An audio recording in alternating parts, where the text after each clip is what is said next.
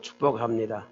하나님께서 우리의 예배를 받아주시고 우리 모두에게 또 은혜와 평강을 주시며 또 이 시대를 이기고 세상을 이기는 믿음의 충만함을 부어주시기를 주의 이름으로 축복합니다. 우리 옆사람 같이 인사하겠습니다. 당신은 보배롭고 존귀하고 사랑받을 만한 하나님의 걸작품입니다. 더 이렇게 사랑스러운 마음으로 당신은 보배롭고 존귀하고 사랑받을 만한 하나님의 걸작품입니다.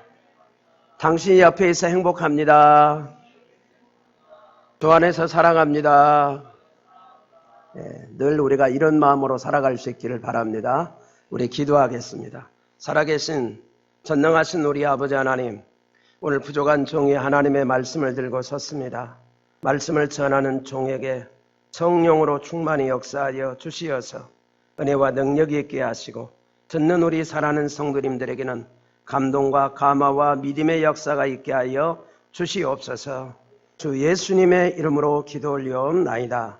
아멘. 오늘 설교 제목을 한번 다 같이 따라서 하겠습니다. 나는 유월절 신앙을 지키며 살리라. 다시 한번요. 나는 유월절 신앙을 지키며 살리라. 그렇습니다. 우리 성도님들은 모두가 예수를 하나님의 아들로 그리스도로 그리고 예수를 구세주로 주님을 믿는 자들로서 유월절을 지키는 그런 신앙을 가지고 살아가는 성도님들의 삶이 되시기를 주의 이름으로 축원합니다. 우리나라 민속에 3대 절기가 있습니다. 무엇인 줄 아십니까? 다 알죠? 네, 첫째는 구정명절이 있어요. 그 다음에 잘 요즘에 안 지키지만 단오절이 있습니다.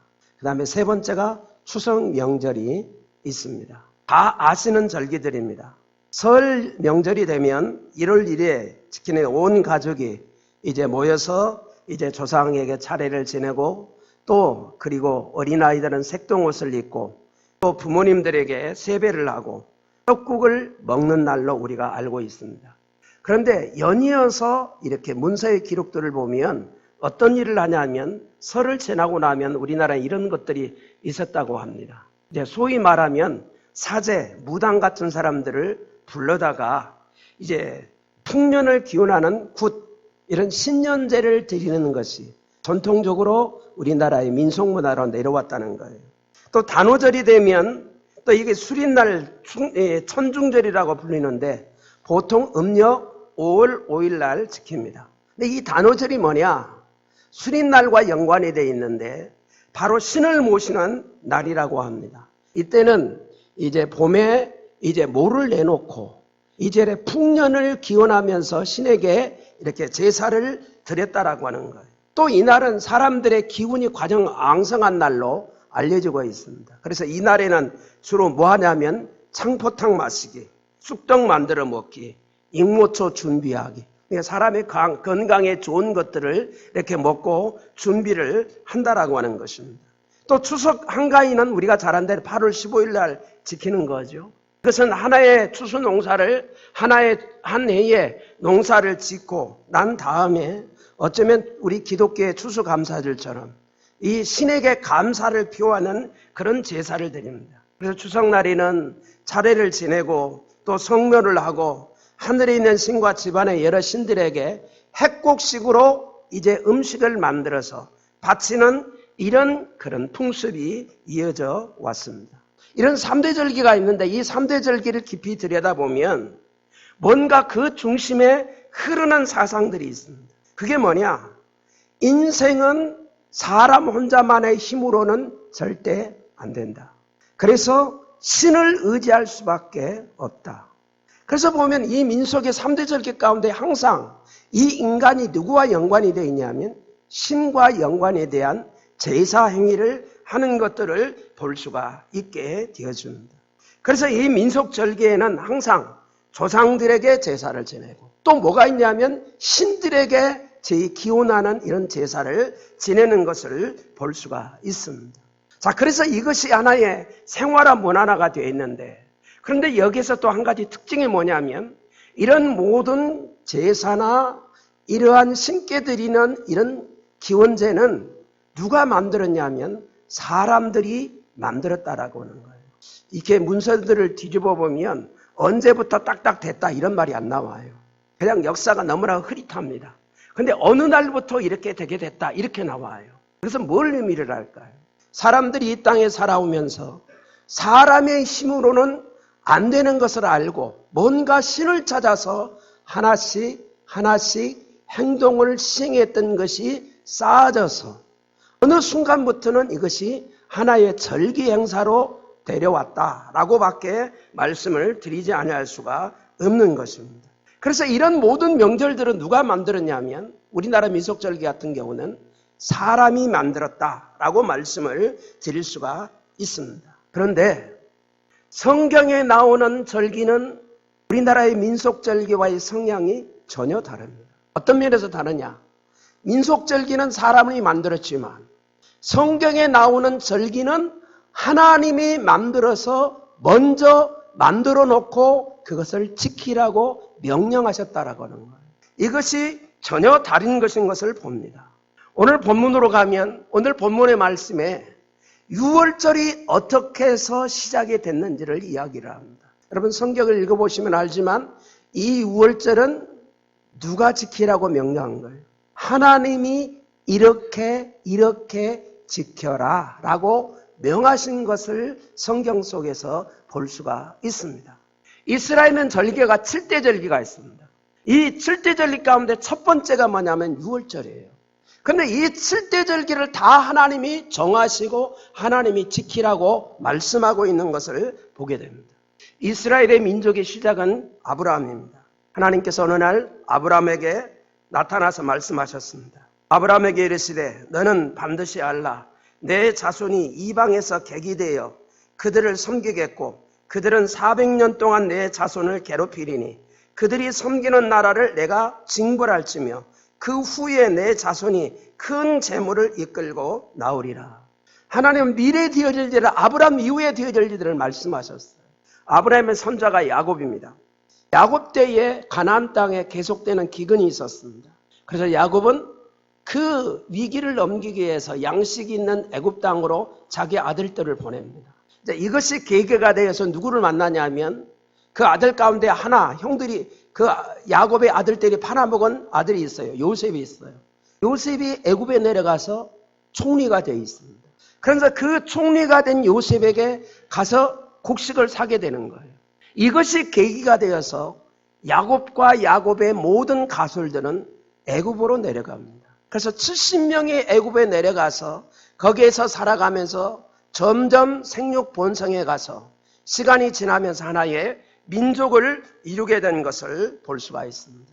그런데 점점점 시간이 지나면서 요셉을 알지 못하는 애굽의 왕이 나타나기를 시작합니다. 그래서 이때부터 이스라엘 민족은 애굽에서 종살이를 하게 됩니다. 종교적으로는 하나님을 믿던 것도 믿지 못하고 또 육체적으로는 노역동원이 돼서 신전공사나 또 국고성 공사나 농수로 공사에 동원이 되어서 힘써 일하지 아니하면 안 되었습니다.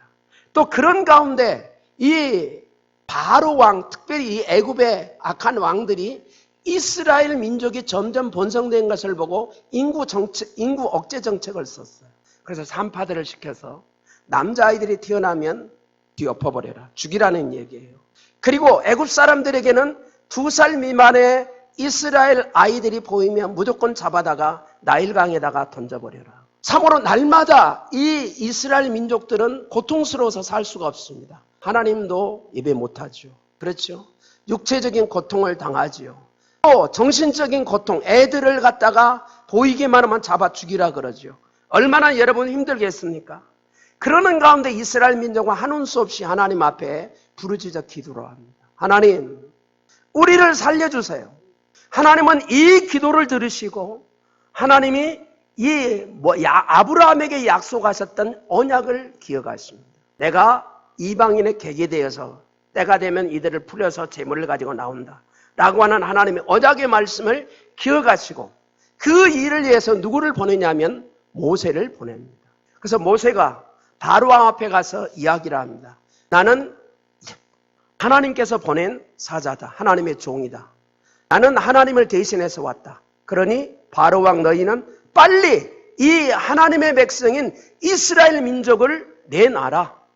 그래서 저 광야에 가서 하나님을 섬기도록 해라 라고 이야기를 해도 그 말을 듣지를 않습니다. 그래서 듣지를 않을 때마다 하나님께서 거기에 재앙을 내리죠. 성경에 보면 쭉 여러 가지 재앙들이 있습니다. 개구리 재앙부터 시작해서 티끌, 파리, 가축, 악성, 종기, 우박, 메뚜기 재앙, 흑암 재앙 이렇게 해서 이 9번째 재앙까지 내려도 끄떡을 안 하는 거예요. 그래서 하나님은 10번째 재앙을 내리기로 하셨습니다. 그 10번째 재앙이 뭐냐? 애굽에 있는 모든 장자들을 쳐서 죽이는 재앙이에요. 그런데 그 가운데서도 이스라엘 민족을 살리는 재앙입니다. 그래서 이렇게 모세를 불러서 이야기를 합니다. 이스라엘 민족은 내가 정한 날인데 1월 14일 날 저녁에 전부 다 양을 잡아서 그 양의 피를 문 설주, 이 문의 기둥 이 둘을 설주라고 이야기합니다. 양 설주, 그 다음에 임방은 문 2를 이야기해요. 거기가 바르라는 거예요. 그래서 양을 잡아서 피를 문설주와 임방에다가 바르도록 했습니다. 그래서 그날 저녁에는 구운 양고기를 먹고 무교병을 먹고 쓴 나물을 먹으라. 그리고 자세는 어떻게 하느냐? 허리에 띠를 떼고 신발을 신고 이제 바로 이 고기들을 먹으라 라고 이렇게 이야기를 합니다. 그러면서 뭐라고 말하냐면 이것이 유월절이다. 다시 말하면 이 피를 바른 자는 이 피를 볼 때에 죽이는 사자가 애굽의 모든 장자들을 죽이는 사자가 지나가면서 피가 있는 집은 넘어간다. 유월한다는 거예요. 그래서 이걸 유월절이다. 이 유월절을 지키라고 명령하신 것을 볼 수가 있게 됩니다. 그래서 이스라엘 백성들은 그 하나님의 명령대로 실제로 피를 바르고 양고기를 먹고 그날 밤을 지냈습니다. 그런데 실제로 죽이는 사자들이 그날 밤에 다 엄습을 해서 애굽의 장자들을 다 죽였습니다. 그런데 피를 바른 집만 죽이는 사자들이 뛰어넘었습니다. 이걸 유월했다고 말하죠. 그래서 이스라엘 민족이 다 살게 되었습니다. 그러면서 하나님께서 이야기를 합니다. 이 유월절은 내 후손 대대로 지켜야 된다 라고 말씀하고 있는 것을 볼 수가 있습니다. 여러분 그렇습니다. 하나님을 믿는 자라면 누구나 이 유월절을 지켜야만 합니다. 그렇다면 오늘 현대를 살아가는 하나님을 믿는 사람도 구약에서처럼 똑같이 양을 잡아다가 피를 바르고 그렇게 해야 된다는 얘기입니까? 아닙니다. 예수님이 오시기 전에 또 제사, 예배나 믿음의 믿음과 예수님이 오신 이후에 이 또 예배나 이런 믿음은 본질은 똑같지만 형식은 달라졌습니다. 그래서 구약에서 말하는 모든 제사는 누가 완성을 시켰냐면 예수님께서 이 땅에 십자가에 못 박혀 돌아가심을 통해서 모든 제사의 완성을 이루셨습니다.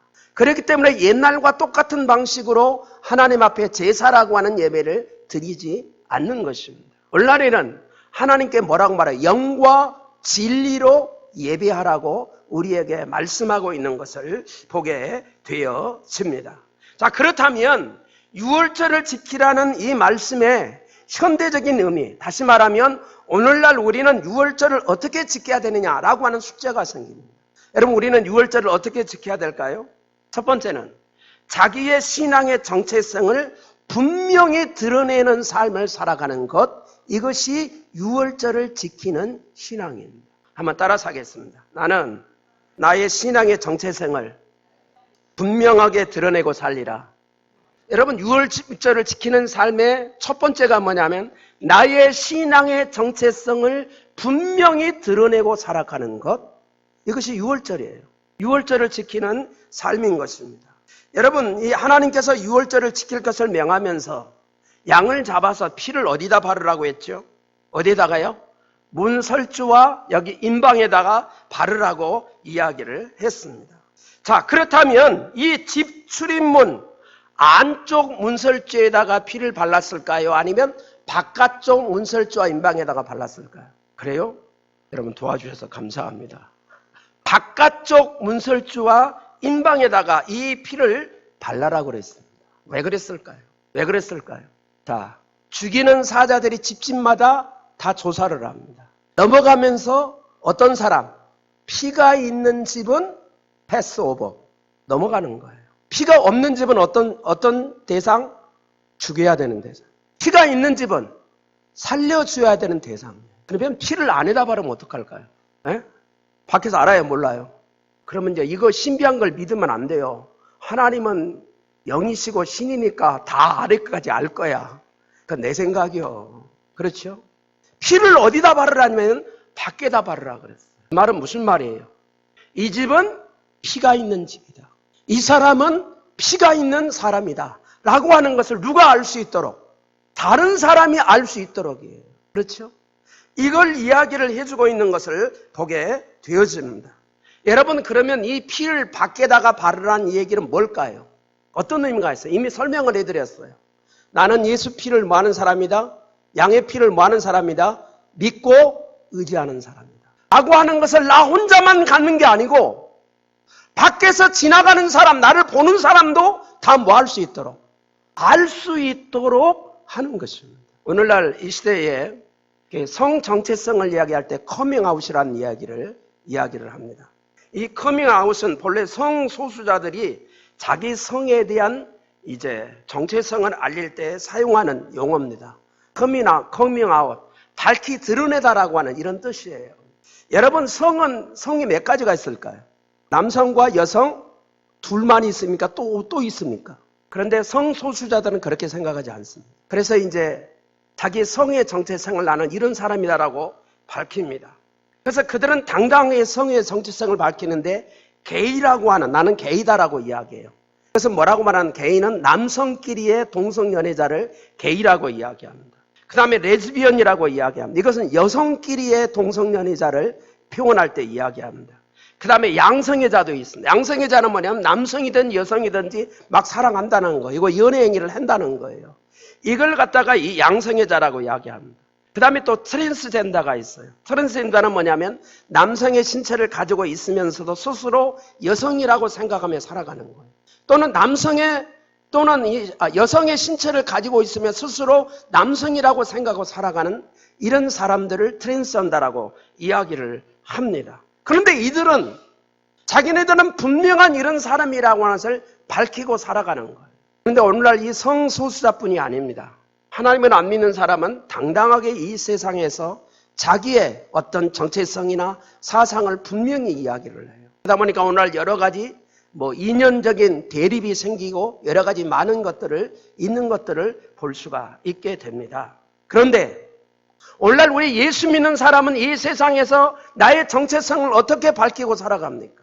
나는 예수를 하나님의 아들로, 예수를 그리스도로, 예수를 구원자로, 주님으로 믿는 하나님의 사람이다 라고 당당하게, 나를 딱 사람들이 보면 예수 믿는 사람이라고 알 수 있을 정도로 우리는 밝히고 살아가느냐 이 말이에요.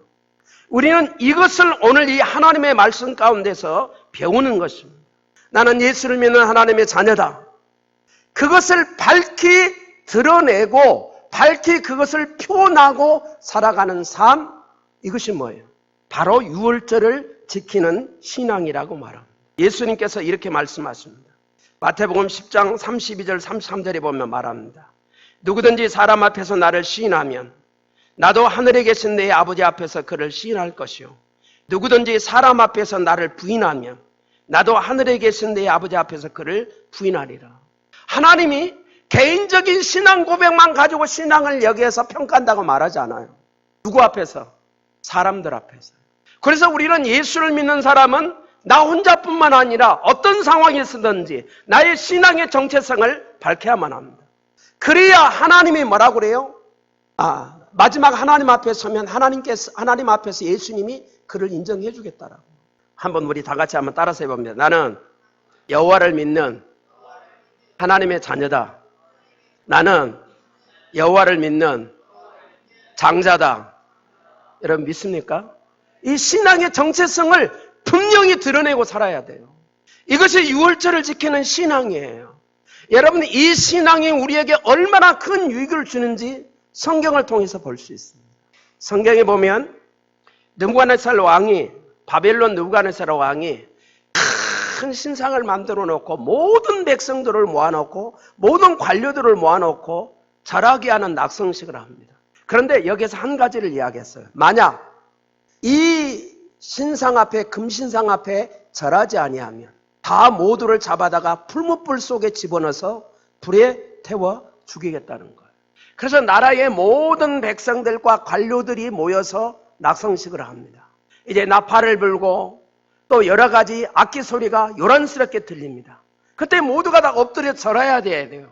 근데 그 가운데서 절을 하지 않는 세 사람이 있었습니다. 다니엘의 세 친구예요.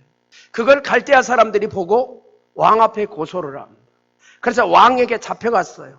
왕에게 잡혀가서 느부갓네살 왕 앞에 섰는데 느부갓네살 왕이 이 다니엘의 세 친구에게 묻습니다. 사드락과 메삭과 아벳느고야, 너희가 내가 세운 금신상에 절하지 아니한다는 사실이냐?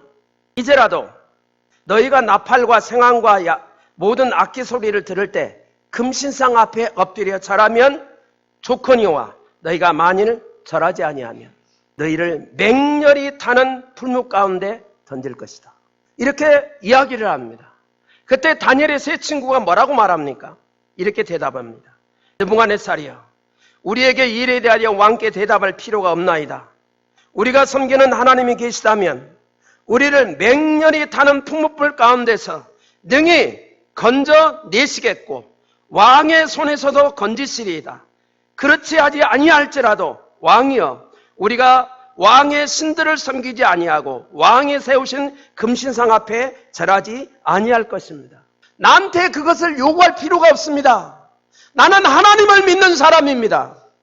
그래서 나는 풀무불 속에 집어 들어가도 왕이 나를 죽인다 그래도 나는 어쩔 수 없습니다. 자기 신앙의 분명한 정체성을 드러냈습니다. 이 말을 듣고 왕이 화가 났겠습니까? 안 났겠습니까? 무진작에 화가 난 거예요. 그래서 명령을 합니다. 야, 풀무불을 7배를 더 완전히 뜨겁게 할 대로 다 뜨겁게 하라는 거예요. 그래놓고 결박을 해서 거기에다가 풀무불 속에 집어넣습니다. 희한한 일이 나타났습니다. 이 세 친구, 다니엘의 세 친구를 묶어서 던지는 옆에 붙어있는 사람들에게 불이 붙어가지고 그 사람들이 다 불에 타 죽었어요. 근데 성경의 기록을 보면 다니엘의 세 친구는 옷 하나 그을리지 않고 머리털 하나 상하지 않고 살아났다라고 말합니다. 그렇습니다, 여러분. 오늘날 우리의 신앙의 정체성이 얼마나 중요한지를 우리에게 이야기를 해요. 여러분, 위기를 만날 때 승리할 수 있는 비결이 있어요. 뭘까요? 누구한테 확실히 도장을 받는 거예요? 하나님 앞에요. 그 일은 내가 신앙의 정체성을 분명히 드러내고 살아가는 것입니다. 우리는 평소의 삶 가운데 나는 하나님의 자녀다, 하나님의 장자다, 당당한 신앙의 우리는 선포를 하고 살아야 돼요.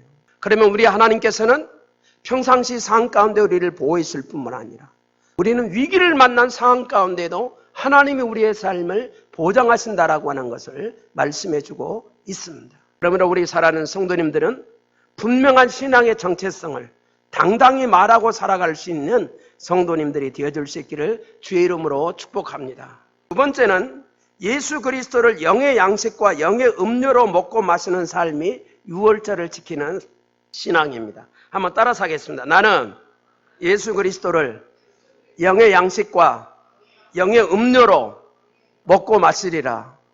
하나님의 아들 예수 그리스도를 뭐라고 말하면 성경에서 말씀이신 그리스도라고 이야기해요. 그러면 예수님을 뭘로 생각하시면 되냐면 우리가 영의 양식으로 매일 먹어야 될 말씀.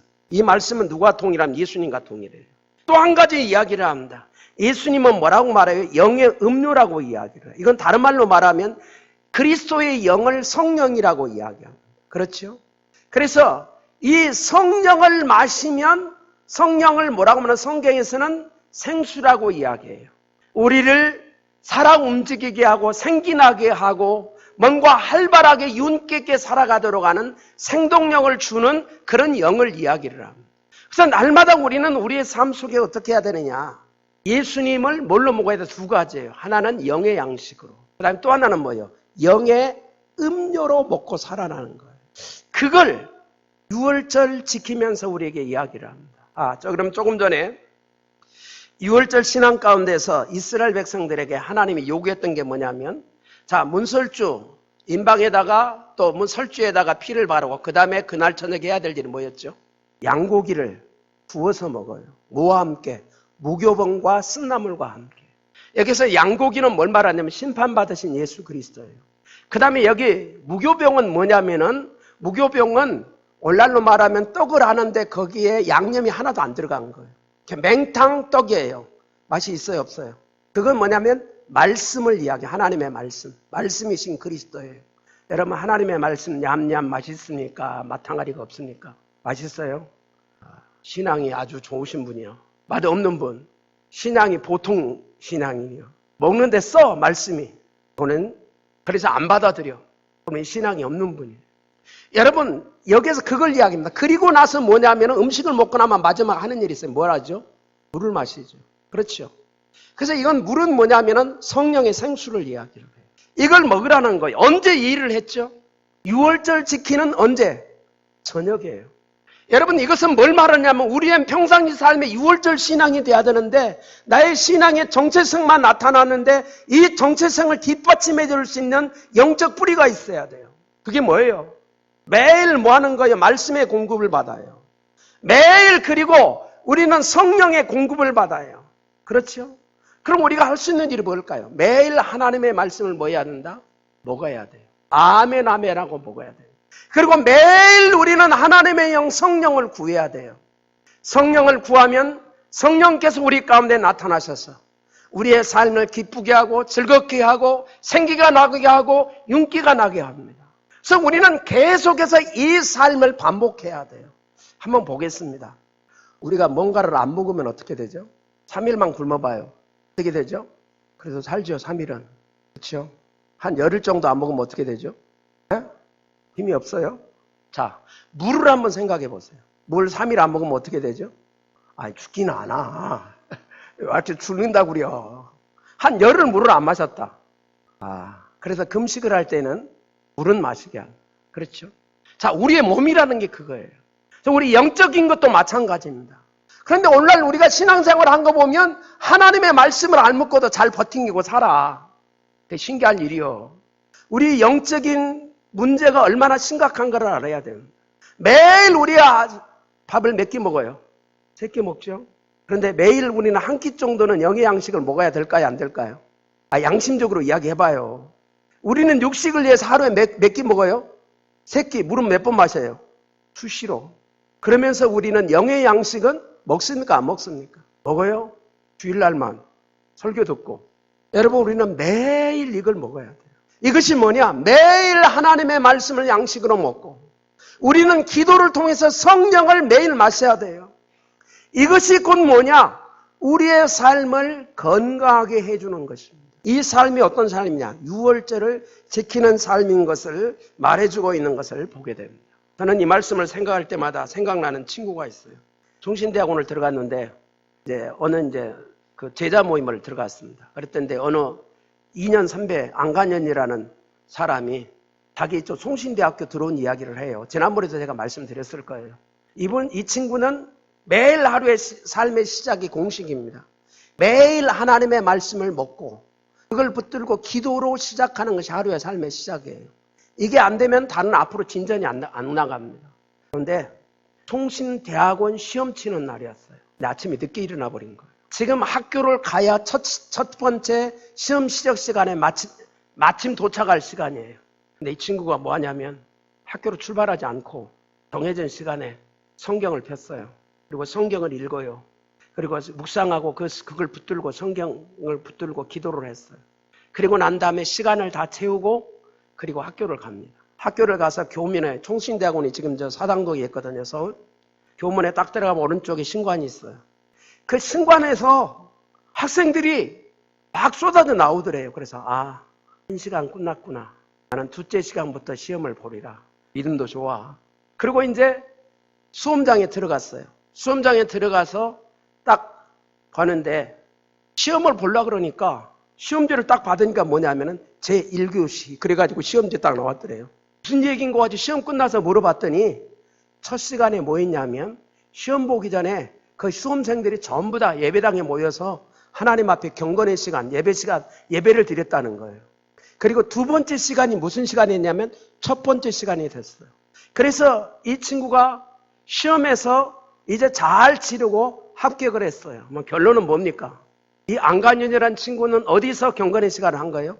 집에서 하고, 학생들은 안 오고 오니까 어디서 하고? 학교에서 하고. 여러분, 뭘 말해줍니까?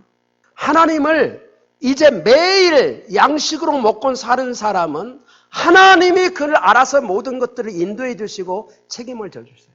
그러므로 우리 사랑하는 성도님들은 매일의 삶 속에서 매일 하나님의 말씀을 먹고 또 기도로 성령을 마시고 살아갈 수 있는 그런 하나님의 사람들이 될 수 있기를 바랍니다. 이것이 어떤 삶이라고요?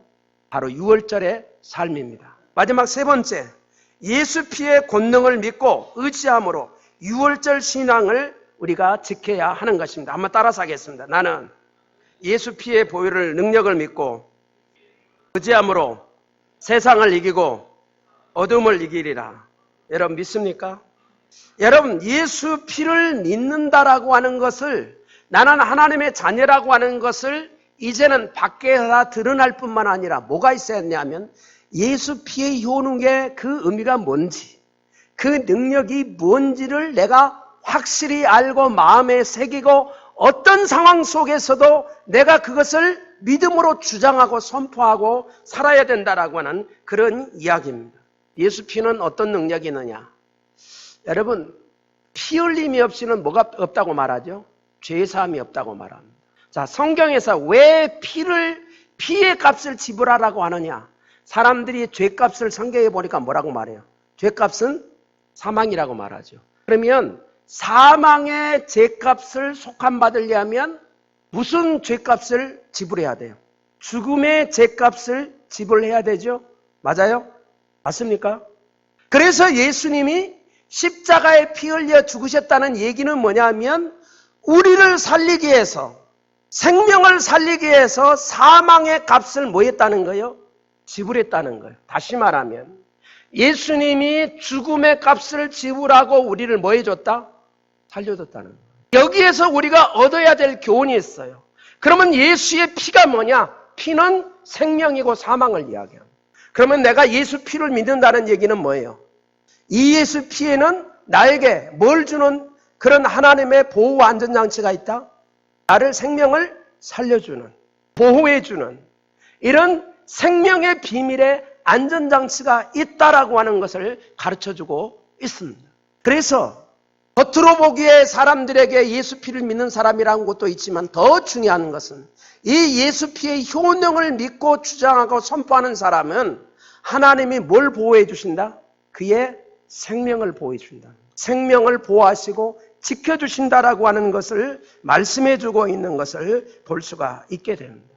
그런데 이 예수 피를 믿는 사람들이 조심하고 꼭 기억해야 될 게 있습니다. 그게 뭐냐면 여기 성경에서 얻을 수 있는 교훈이에요. 예수 피를 바르는데 어디다 바르려고 그랬어요? 문설주와 임박에다 바르라고 그랬어요.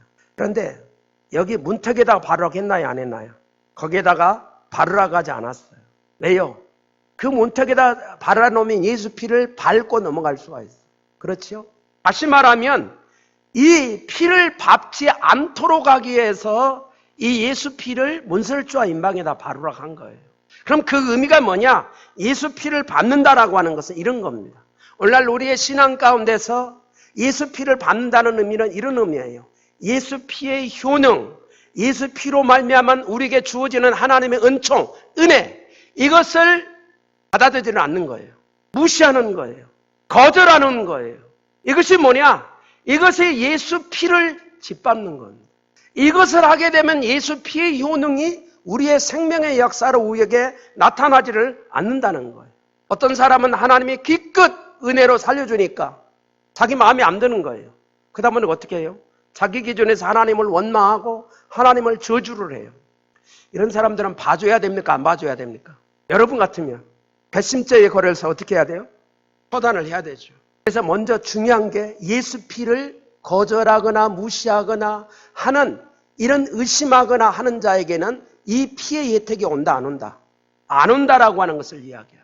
그 다음에 또 하나가 있습니다. 그 예수 피에 대한 분명한 믿음의 확신이 있는 자만 그 피의 안전, 피의 보호를 받는다라고 하는 것을 우리에게 말해주고 있습니다. 보세요.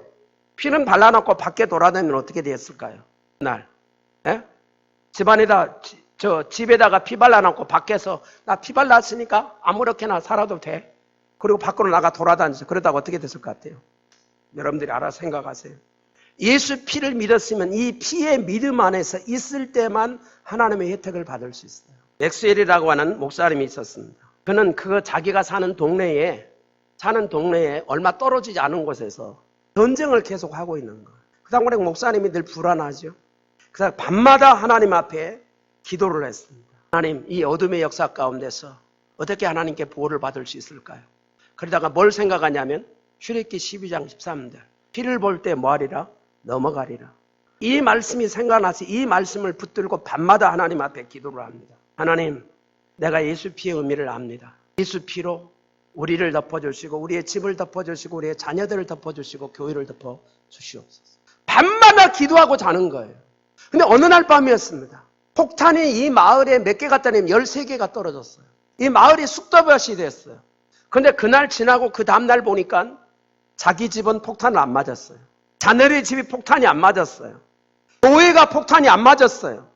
여러분, 이게 우연의 일일까요?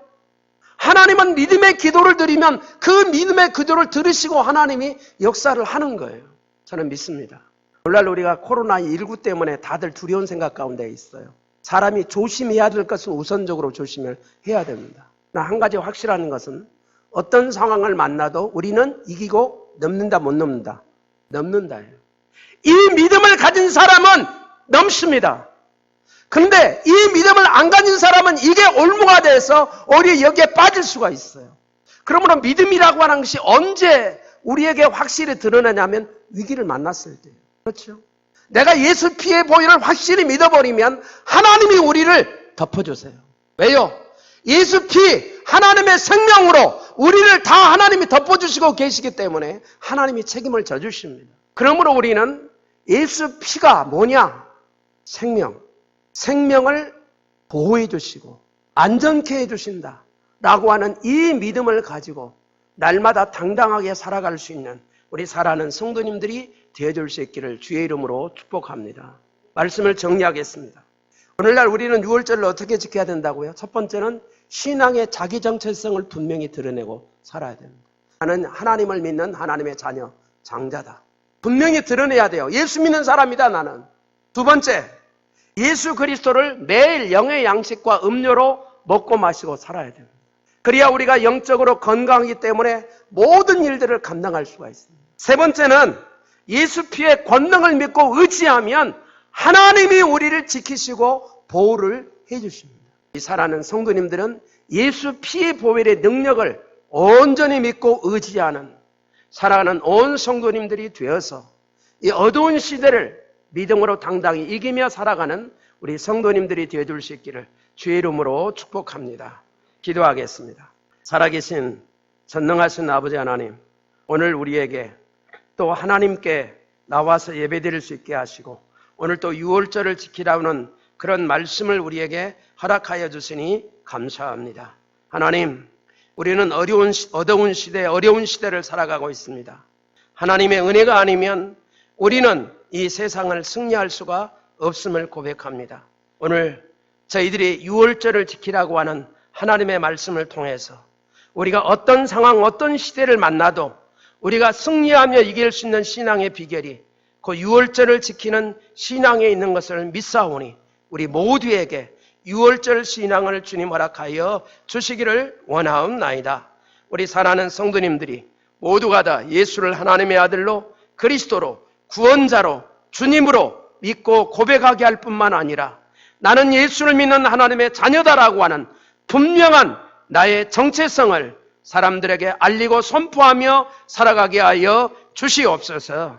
매일 하나님의 말씀과 또 아버지 하나님 기도로 성령을 마시는 그런 하나님의 사람이 되어서 영적으로 강건한 자로 서서 아버지 하나님께서 또 어떤 어려운 일을 만나도 어떤 상황 속에서도 당당하게 맞설 수 있는 강건한 자로 설 수 있도록 은혜를 베풀어 주시옵소서.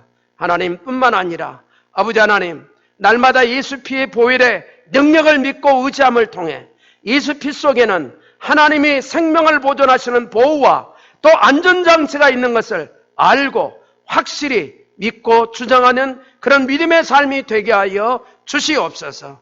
그래서 어떤 어려운 일을 만나도 다 또 이기고 넘어갈 수 있는 하나님의 거룩한 자들 되게 하여 주시옵소서. 거룩하신 예수님의 이름으로 기도 올리옵나이다. 아멘.